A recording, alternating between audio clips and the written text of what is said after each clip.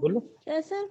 ये बात समझ नहीं आई क्या जो अभी तक हम यहाँ पहुंचे कि इनिशियल और फाइनल डेंसिटी में वॉल्यूम वेरिएशन के बाद हमने मतलब वॉल्यूम का रिलेशन कैलकुलेट कर लिया। अब ये वाली इक्वेशन है, इसमें हमने फाइनल वॉल्यूम की वैल्यू रख दी, जो कि मैंने तुम्हें पहले ही बताया था कि जब किसी बॉडी का वॉल्यूम हम देखेंगे तो वो इस तरह से चेंज होगा। तो हमने मान लिया कि यहाँ पे इसका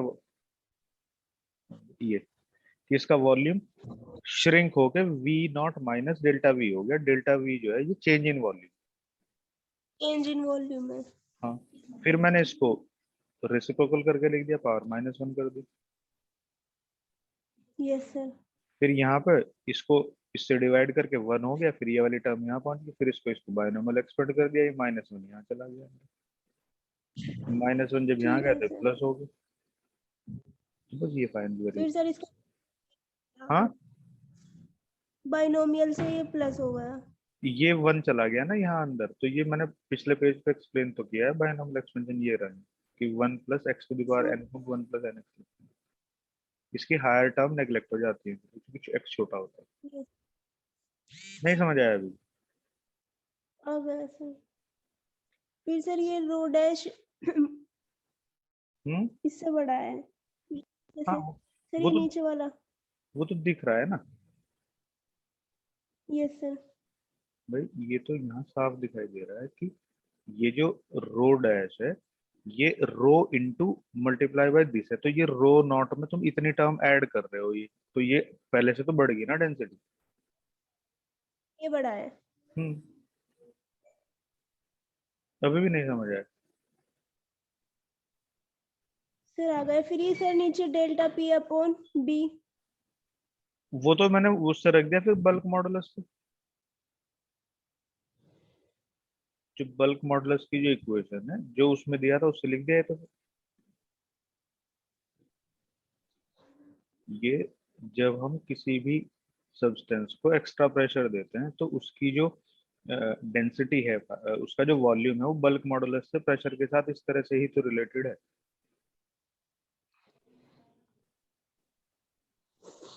तो मैंने यहाँ से फिर delta V upon V naught की वैल्यू ये रख दी, डेल्टा पी अपॉन बी। ठीक है सर।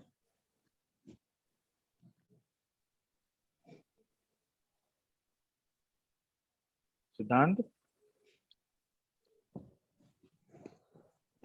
जी सो तेरा ट्यूशन कितने बजे होता है? 12 बजे से है सो। अभी उठा सो? आधा घंटा पहले। सोना।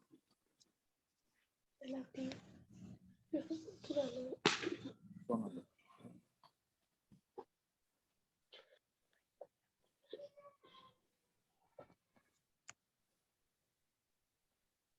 एक बार ये बता दो कि यहाँ तक जो हमने अभी किया है वहां तक कोई प्रॉब्लम है क्या?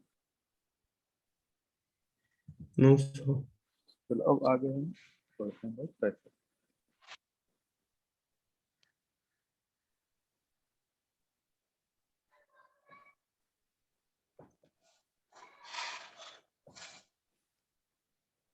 देखो जो हम प्रेशर डिफाइन करते हैं जब भी हम किसी एक एरिया के ऊपर कोई फोर्स अप्लाई करें, जैसे मान लो ये एरिया है, यहाँ पे हम कोई वेट रख दें इसे,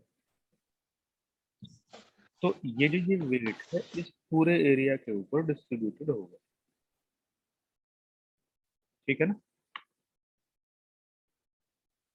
ये प्रेशर है ये पूरे इस एरिया के ऊपर डिस्ट्रीब्यूटेड होगा ना, ये फोर्स जो है इस एरिया पर डिस्ट्रीब्यूटेड होगा नहीं? तो यस। इसमें क्या होगा कि जो यूनिट एरिया के हिस्से में कितना फोर्स आ, प्रेशर एक्चुअली में कुछ नहीं है, force per unit area.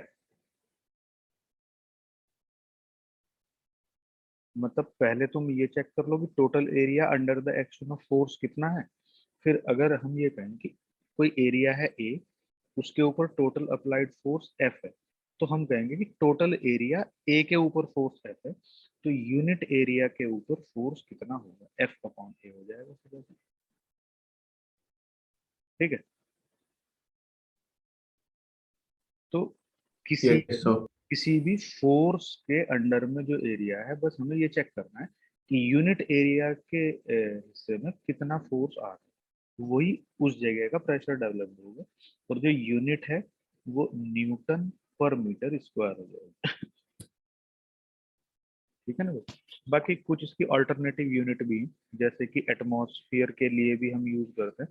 Atmospheric pressure actually में हमारे ऊपर जो एयर है उसकी वजह से, एक चूंकि हमारे ऊपर जो एयर का रीजन है वो तो फिक्स है ना, तो उसकी वजह से ग्राउंड के ऊपर कितना प्रेशर डेवलप होता है वो एक स्टैंडर्ड यूनिट में इन्होंने कन्वर्ट कर दिया। ठीक है। फिर यस सर। टॉर भी उसकी यूनिट होती है, या फिर बार भी होती है। फिर जो 1 एटमॉस्फेयर है ये बेसिकली 10⁵ न्यूटन पर मीटर स्क्वायर के इक्विवेलेंट है। तो हम इसमें से जो भी अपने को अच्छा लगे उसी प्रेशर को यूज कर रहे हैं। ठीक। अब यस सर। अब एक तो ये है, तुम देखो कि यहाँ पे हमने ये कहा कि total F force uniformly distributed है एरिया ए के ऊपर। अब ऐसा कोई जरूरी थोड़ा ही होता है कि जो फोर्स है वो यूनिफॉर्मली डिस्ट्रीब्यूटेड हो। अभी मैं तुम्हें एग्जांपल देता हूँ, इसमें जरा देखो ध्यान से। जैसे अपने पास में ना भाई पता चला कि एक ये एरिया है। अब इस एरिया में तो मतलब डिस्क जैसी कोई चीज है, ये है। तो इसमें भाई सपोज करो कि इसके ऊपर तुमने क्या किया, इसके ऊपर तुमने यहाँ पे एक कोई वेट रख दिया, यहाँ तुमने दूसरा वेट रख दिया, यहाँ तुमने एक बड़ा सा कोई कंटेनर ऐसे रख दिया। तो तुम ये देखो कि यहाँ जो है वो अलग अलग जगह पे तुम्हें अलग अलग फोर्स पर यूनिट एरिया दिखेगा। Yes sir. मतलब एक तो तरीका ये है कि जैसे तुम किसी टेबल के ऊपर बैठ जाओ तो तुम्हारा टोटल वेट टेबल की सरफेस बियर करेगी। हाँ सर। तो उससे क्या होगा कि तुम्हारा टोटल वेट कितने एरिया पे डिस्ट्रीब्यूटेड है, तो ऑन एन एवरेज हम कैलकुलेट कर लेते हैं कि अगर टोटल वेट इतने एरिया के ऊपर डिस्ट्रीब्यूटेड है तो उसके अकॉर्डिंग यूनिट एरिया पे कितना फोर्स डिस्ट्रीब्यूटेड होगा, तो वही क्या होएगा, प्रेशर हो जाएगा यूनिफॉर्म। पर जैसे तुमने पियानो को बजाते हुए देखा है लोगों को, यस तो सर। उसमें क्या होगा कि हम अलग अलग उंगली से अलग अलग की को प्रेस कर रहे हैं, हाँ या सर। कंप्यूटर का जो कीबोर्ड है तो वहां क्या होता है कि हम किसी की को जोर से प्रेस कर देते हैं, किसी को थोड़ा धीरे से। तो वो एक तरह से प्रेशर हो गया पॉइंट टू पॉइंट। हमारी अलग अलग जो फिंगर है वो अलग अलग प्रेशर जनरेट कर रही है। तो वहां हम प्रेशर ओवरऑल एरिया के ऊपर ना डिफाइन करके प्रेशर पर्टिकुलर जगह पे डिफाइन करेंगे कि यहाँ पे कितना प्रेशर है इस जगह पे। यहाँ प्रेशर P1 हो गया। जैसे हमारी जो फिंगर्स हैं जब वो कीबोर्ड पे काम करती हैं कंप्यूटर के, तो तुमने देखा होगा कि इक्वली प्रेस करती हैं भाई, कोई जोर से की दबा देता है, कोई स्लोली दबा देता है अपनी किसी एक फिंगर से। तो वहां पे यस हम सर। वहां पे हम पूरे कीबोर्ड के ऊपर यूनिफॉर्म प्रेशर ना डिफाइन करके वहां पे हम लोग pressure point two point define करें। ठीक है सर। तो उसके लिए क्या होगा कि जब pressure point two point define करेंगे तो वहां पे हमें, जैसे मान लो इस पॉइंट के ऊपर हमें प्रेशर डिफाइन करना है, तो प्रेशर है basically force spread per unit area. So here we have to minimize the area to a point size. तो जब हम एरिया को मिनिमाइज करेंगे अराउंड अ पॉइंट, तो तब हम प्रेशर एट अ पॉइंट इस तरह से डिफाइन कर सकते हैं। लिमिट डेल्टा ए, एरिया को मिनिमाइज करिएगा अप टू 0। तो जब एरिया मिनिमाइज होगा 0 तो भाई ये सीधा फिर किस में चला जाएगा,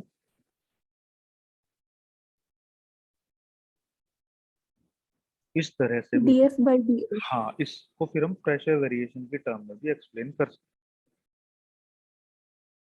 हैं। एग्री हो ना सब लोग इससे? Yes sir. Yes.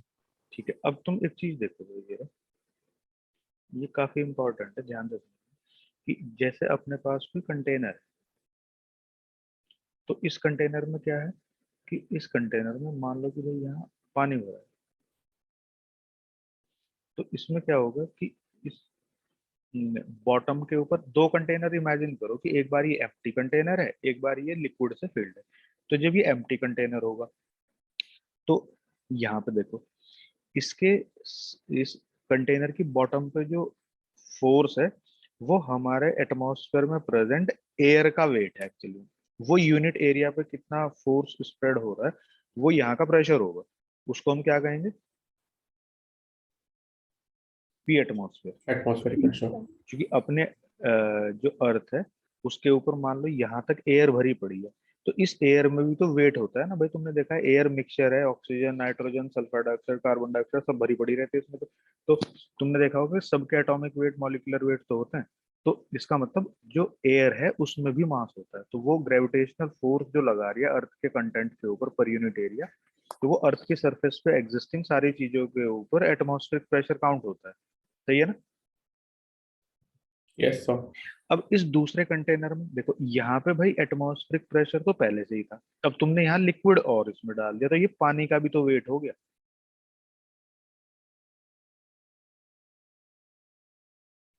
बोलो। जी सर। तो यहाँ पे तो सिर्फ एयर का वेट था, अब यहाँ एयर का वेट इसके ऊपर और इसका वेट एक्स्ट्रा, तो दोनों मिलके यहाँ चले जाएंगे। तो यहाँ का जो प्रेशर होगा बॉटम का वो हो जाएगा P atmosphere plus P dash. जो पी डैश है ये है pressure due to water column. सही है ना। Yes, sir. Yes, sir. यहाँ तो कोई किसी को डाउट है कि भाई इसको हम कह देंगे नहीं सर। P bottom. तो अब क्या होगा कि ऐसी सिचुएशन में जो ये पी डैश है एक्चुअल में इसको हम लोग हाइड्रोस्टैटिक प्रेशर भी कहेंगे। मतलब स्टैटिक स्टेट में कौन है, हाइड्रो मतलब वाटर। स्टैटिक स्टेट में वाटर का जो कॉलम है, मोशनल स्टेट का जो प्रेशर है वो अलग होता है, पर स्टैटिक स्टेट में जो वाटर का प्रेशर है वो हाइड्रोस्टैटिक प्रेशर है, और उसकी वजह से जो प्रेशर जनरेट हो रहा है वो पी डैश है एक्चुअली। एटमॉस्फेयर का प्रेशर एग्जिस्टिंग पहले से ही है, तो अब net pressure at the bottom हो जाएगा ये। तो अब अगर हम यहाँ कहेंगे P bottom minus P atmosphere, मतलब नेट प्रेशर जो होगा बॉटम के ऊपर, अगर हम उसका हाइड्रोस्टैटिक प्रेशर, अगर हम उसका एटमॉस्फेरिक प्रेशर से डिफरेंस देखेंगे, तो भाई इसके लिए ना एक नई टर्म है,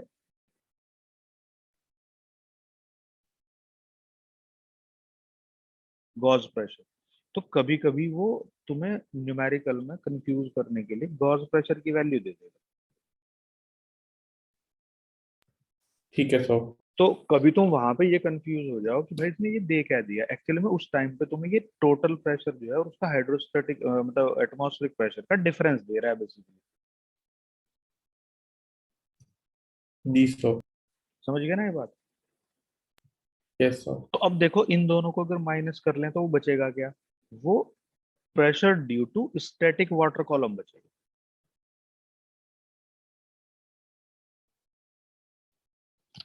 ठीक है। हाँ सर। सही है ना। अब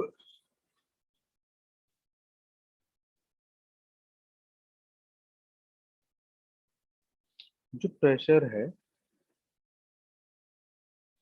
किसी भी फ्लूइड के लिए एक्ट इक्वली एंड नॉर्मली मतलब परपेंडिकुलरली टू ऑल डायरेक्शंस। मतलब ऐसा समझो कि जैसे तुम ये देख रहे हो कि भाई अपने पास ना कोई फ्लूइड है ये,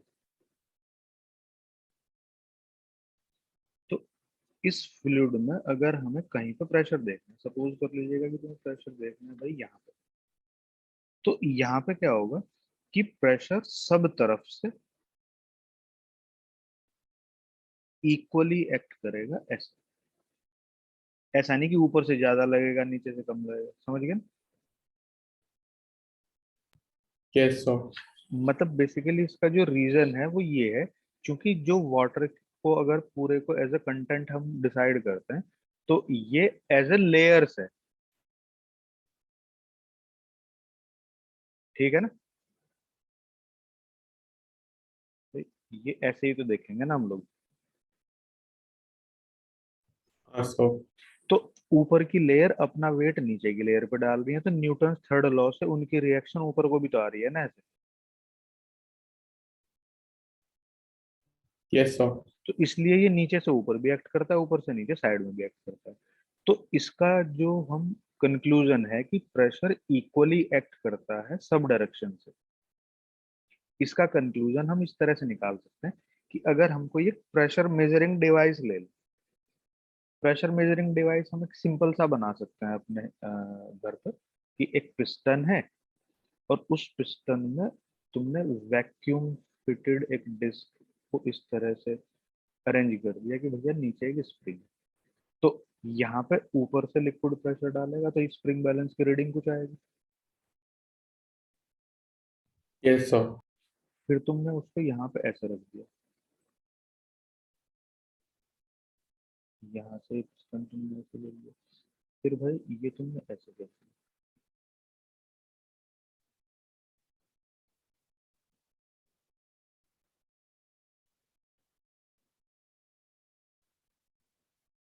फिर तुम इसे उल्टा करके रख दिया।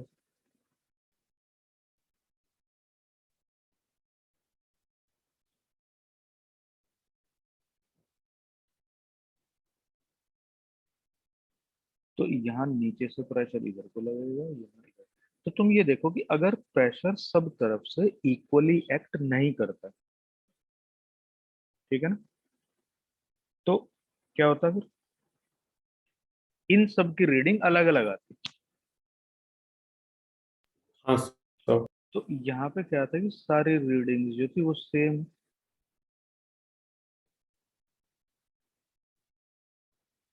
All readings are found to be same.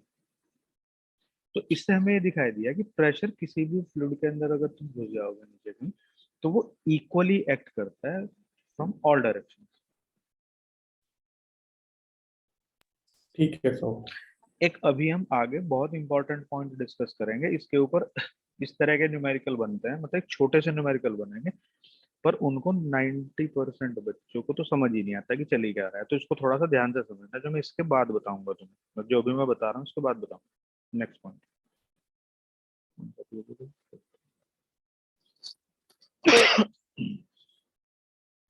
देखो, जो प्रेशर होता है, pressure act normal to the fluid boundary.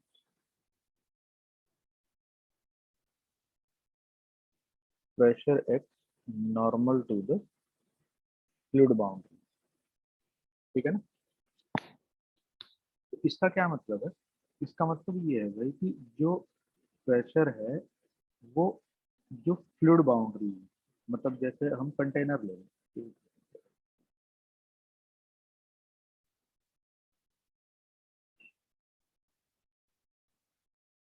जैसे सपोज करो कि ये अपने पास में कोई एक कंटेनर के अंदर फ्लूइड भरा है,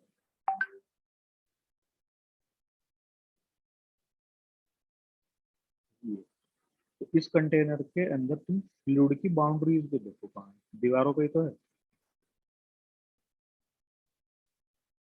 यस सर। ये एक नॉन यूनिफॉर्म शेप का कोई कंटेनर है, इसमें भी तुमने फ्लूइड भर दिया। या फिर भाई इसका उल्टा भी हो सकता है कि एक नॉन यूनिफॉर्म शेप का कोई सॉलिड है, उसको तुमने किसी फ्लूइड में डिप कर दिया, तो यहाँ प्रेशर बाहर से अंदर को लगने लगेगा, दूसरे वाले केस में अंदर से बाहर को लग रहा है। नहीं समझे? Yes sir. तो तुम देखो यहाँ पे क्या होगा कि जो प्रेशर है वो normal to the fluid boundary, तो बाउंड्रीज को देखना उसके परपेंडिकुलर लगे।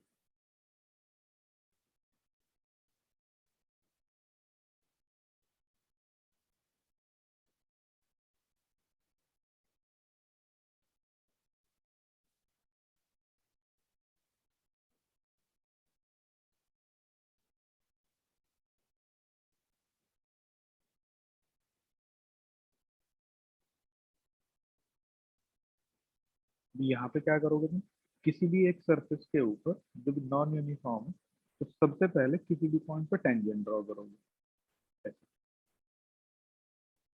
कहीं पे भी कर लो। टेंजेंट के परपेंडिकुलर ही तो नॉर्मल होगा। yes sir, तो यहाँ क्या होगा कि टेंजेंट के परपेंडिकुलर,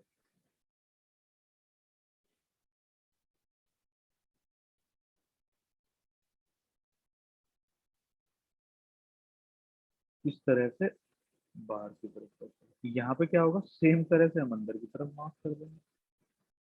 उसमें ये ध्यान रखना है कि हमेशा जो बाउंड्रीज है, प्रेशर उसके परपेंडिकुलर डायरेक्शन में ही एक्ट करना है। ठीक है ना भाई? yes sir, हाँ, अब जो नेक्स्ट पॉइंट है वो काफी इंपॉर्टेंट है, और इसके ऊपर जो न्यूमेरिकल बनते हैं वो नॉर्मली समझ ही नहीं आते कि वो पूछ क्या रहा है। तो इसको थोड़ा ध्यान से समझने को, न्यूमेरिकल तो छोटे छोटे होते हैं। देखो होता क्या है, तभी हमने प्रेशर पढ़ा है कि force acting per unit area of a surface, यही तो पढ़ा है वैसे। अब तुम यहाँ पे ये चेक करो जरा कि जैसे मैंने एक कंटेनर लिया है, और इस कंटेनर में मैंने कोई फ्लूइड भर दिया ऐसे, तो इस फ्लूइड, इस कंटेनर की जो बॉटम है, उस बॉटम के ऊपर फोर्स किसकी वजह से है, बोलो। इस लिक्विड की वजह से। इस लिक्विड के वेट की वजह से। हाँ सर। समझ रहे हो ना मेरी बात? जी सर। हाँ, देखो इसको काफी इंपॉर्टेंट है ये, तो इसे इंपॉर्टेंट मार्क कर लेना तुम लोग पहले से। ठीक है सर। बताओ।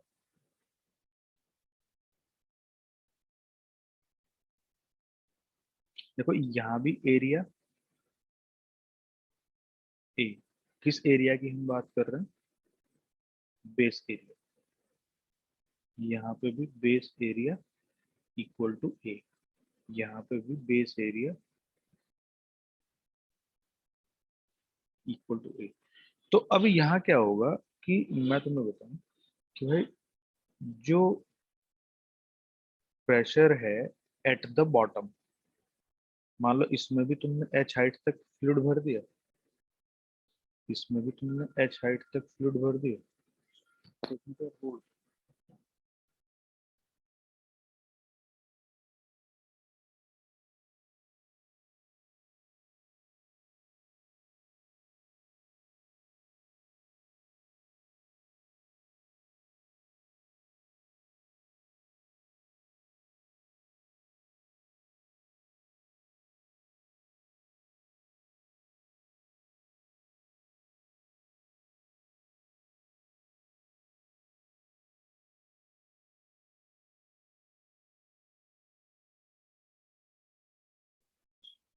हाँ तो तुम देखो इन सब में जो फ्लूइड है वो सेम हाइट तक है।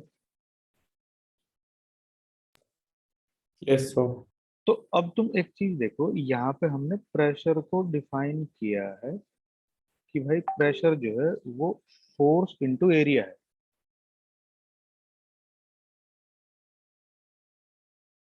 ना, फोर्स पर यूनिट एरिया से। या हम ये कह देंगे कि जो फोर्स है वो प्रेशर इनटू एरिया है। ठीक है। हाँ सर। अभी हम आगे पढ़ेंगे कि किसी भी फ्लूइड के स्टैटिक स्टेट में फ्लूइड की वजह से जो प्रेशर है वो रो जी एच होता है। एक्चुअली में ये 9th का टॉपिक भी है, तो तुम्हें ये पहले से पता होना चाहिए था, पर नहीं पता, चलो कोई नहीं, फिलहाल ध्यान रख लेना। तो तुम ये देखो कि यहाँ इस हाइट का, इस हाइट का और इस हाइट का तुम लेवल चेक करो, सब जगह हाइट का लेवल सेम है, एक ही डेंसिटी का लिक्विड है। तो बॉटम के ऊपर जो प्रेशर है वो क्या होना चाहिए तीनों केस में?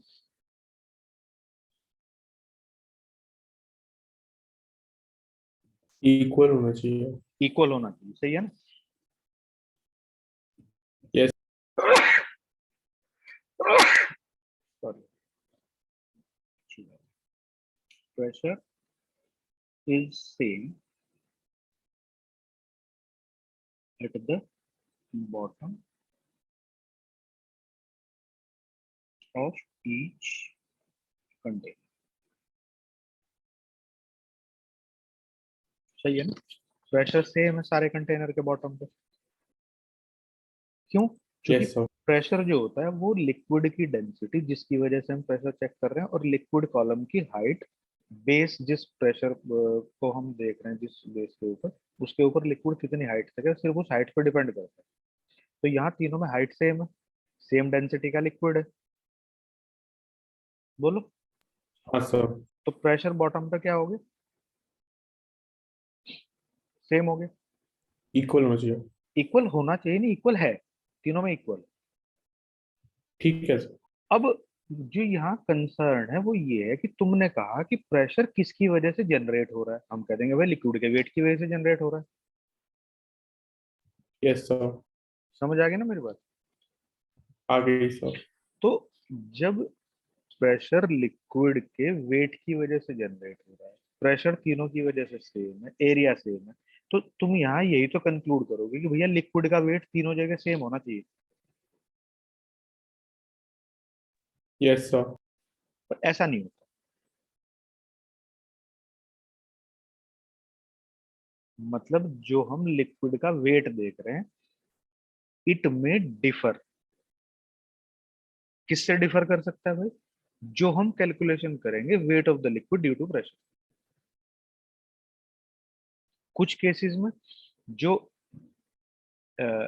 फोर्स ऑन द बॉटम है ड्यू टू द प्रेशर, यहां हम कह देंगे कि force on the bottom due to pressure. ध्यान से समझना जो मैंने लाइन लिखी है, force on the bottom due to pressure may be equal to,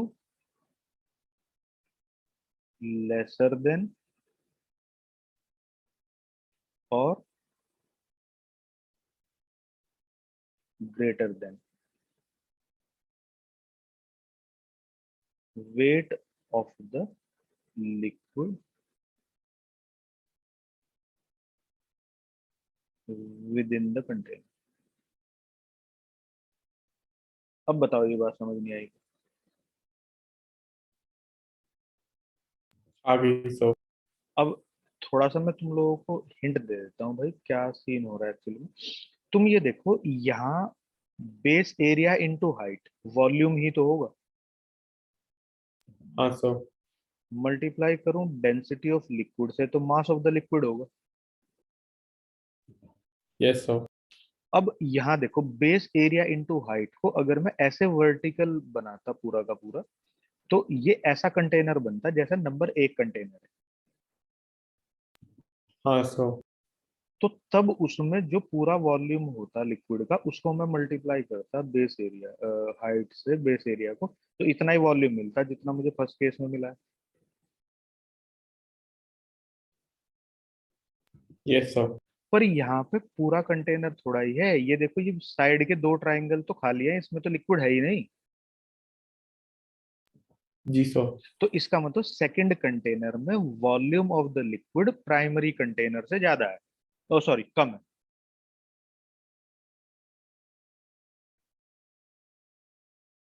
बोलो। जी सर। सेकेंडरी कंटेनर में फर्स्ट कंटेनर से वॉल्यूम ऑफ लिक्विड कम है या नहीं? कम है सर। तो वॉल्यूम इनटू डेंसिटी, मास कम हो गया या नहीं हो गया? Yes sir. तो वेट कम हो गया लिक्विड का इसमें।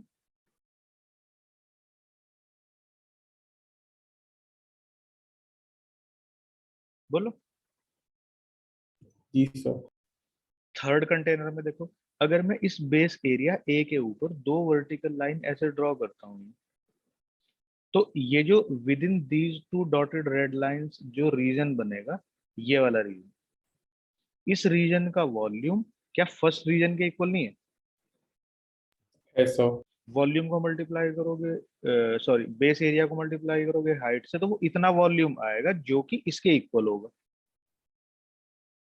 Yes sir. पर इसमें तो ये इतना फालतू रीजन है ना, ये इधर की तरफ, इसमें भी तो पानी है, ये वॉल्यूम फालतू नहीं। इसमें एक्स्ट्रा टाइम। तो इसमें एक्स्ट्रा वॉल्यूम है, तो एक्स्ट्रा वॉल्यूम है तो डेंसिटी से मल्टीप्लाई करूंगा तो एक्स्ट्रा वेट है। Yes sir.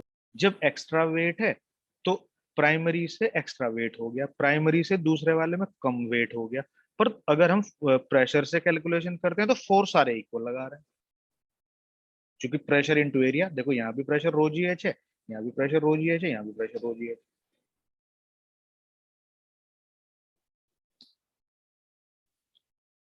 नहीं समझ आया?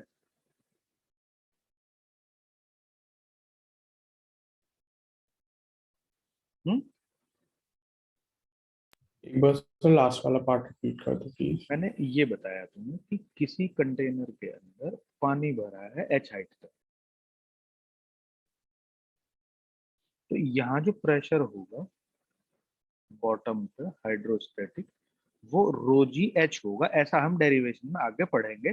क्योंकि ये 9th का टॉपिक है, तुम्हें नहीं पढ़ाया तो ये तुम्हारे टीचिंग स्टाफ की गलती है। अब मैं अगले टॉपिक में पढ़ाऊंगा ऐसे कि ये रोजी एच क्यों है।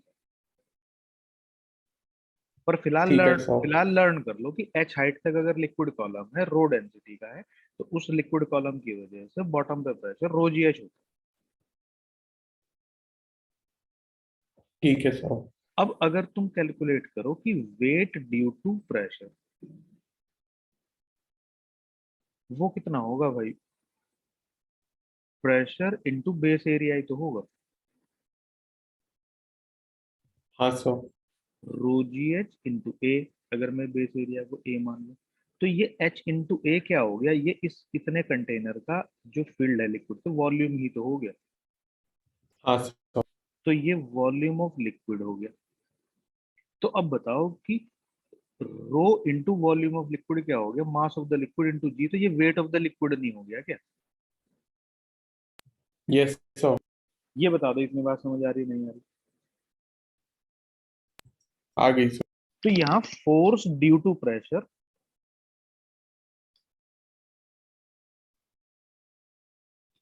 Force due to pressure weight of the liquid के इक्वल है या नहीं?